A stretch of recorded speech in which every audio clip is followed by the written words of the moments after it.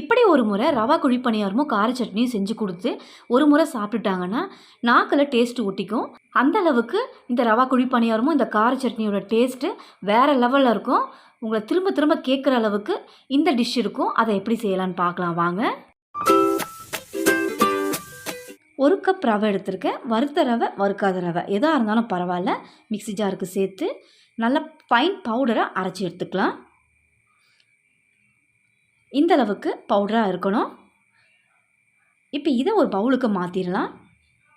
மாற்றிட்டு இதுக்கு தேவையான அளவுக்கு உப்பையும் கொஞ்சமாக சோடா உப்பு சேர்த்து எந்த கப்பில் ரவை எடுத்தோமோ அதே கப் அளவுக்கு தயிர் எடுத்துக்கணும்.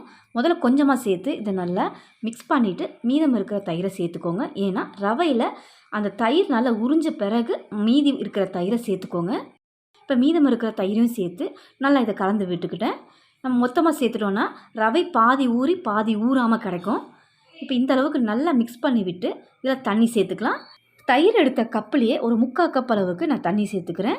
நீங்கள் எந்த அளவுக்கு தண்ணி தேவைப்படுதுங்கிறத பார்த்துட்டு சேர்த்துக்கோங்க. ஏன்னா ரவையில் தண்ணி அதிகமாக ஊறியும் தலை ஆயிராமல் கட்டியான கன்சிஸ்டன்சியில் இந்த ரவையை நல்லா மிக்ஸ் பண்ணி எடுத்துக்கணும். கட்டி விழாமல் நல்லா மிக்ஸ் பண்ணி விட்டு எடுத்துக்கோங்க. கட்டி இருந்தால் சரியாக ஊறி வராது. இப்போ நல்லா மிக்ஸ் பண்ணிக்கிட்டோம். இந்த கன்சிஸ்டன்சியில் இருக்கணும்.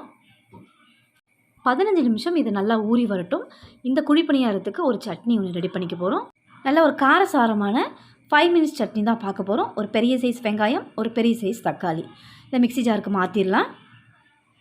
சட்னி கலர் கொடுக்கறதுக்காக ஒரு காஷ்மீரி மிளகாயும், காரத்துக்காக ஒரு 5-6 வரமிளகாயும் சேர்த்துக்கிறேன். இது கூடவே 3 பல்லு பூண்டு, கொஞ்சமாக சீரகம்.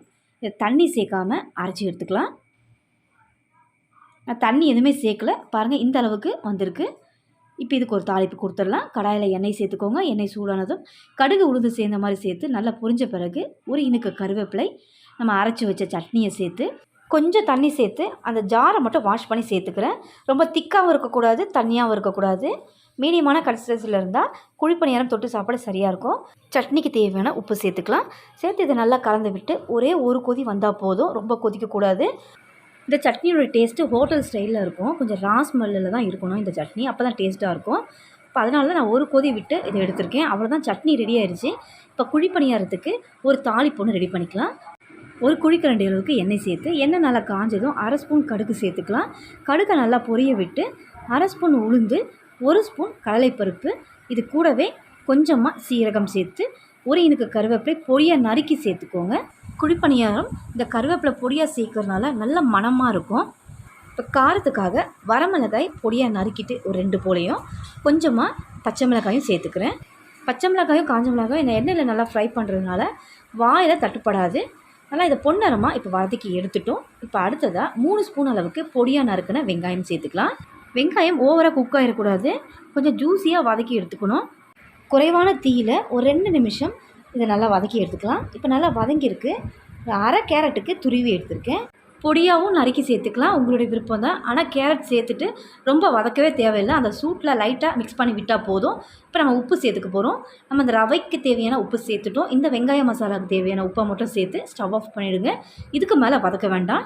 இந்த அளவுக்கு வதக்கிறது சரியாக இருக்கும்.